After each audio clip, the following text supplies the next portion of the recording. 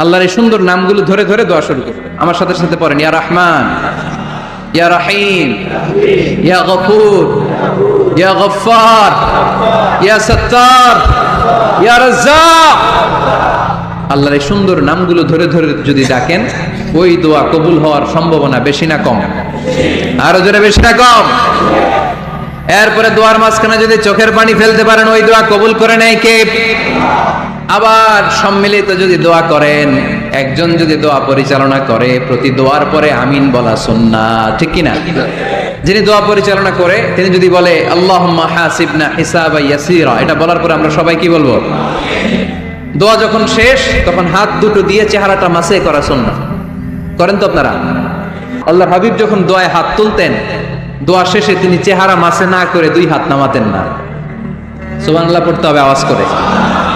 এগুলো মেনটেন করলে আপনার দোয়া কবুল করবে কে?